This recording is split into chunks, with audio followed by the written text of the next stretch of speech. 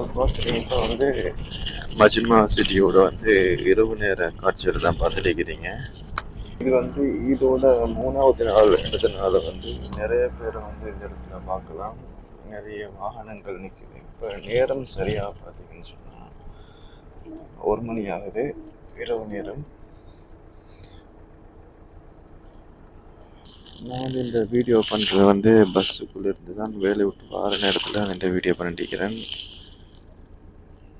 பார்த்தீங்கன்னா இந்த ஏரியாவில் வந்து நிறைய மக்கள் இருக்கிறாங்க. என்ன கேட்டால் நிறைய ஷாப் இருக்கிறதுனால நிறைய மக்களை வந்து நிறைய ஆட்களை இந்த இடத்துல பார்க்கலாம். பார்த்தீங்கன்னு சொன்னால் 3வது நாள் ஈத் செலிப்ரேஷன் சவுதி அரேபியா மஜ்மா நகரத்தில் எப்படி தான் இருக்குது. நான் பஸ்ஸில் போகும்போது இருக்கிற வீடியோக்கள் தானே இது.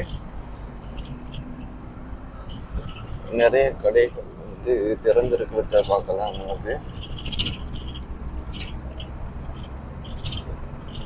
நம்முடைய ரூம் இருக்கிற ஏரியாவில் வந்து நிறைய கடைகள் பூட்டப்பட்டிருக்குது. ஆனால் இந்த ஏரியாவில் பார்த்தீங்கன்னா நிறைய கடைகள் திறந்திருக்கிற காட்சியை பார்க்கலாம்.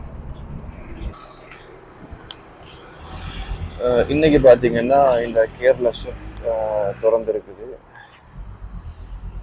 இப்போ நம்ம வந்து பஸ்லேருந்து இறங்கியாச்சு. நம்ம ரூமுக்கு போக வேண்டிய நேரம் தான் இருக்குது.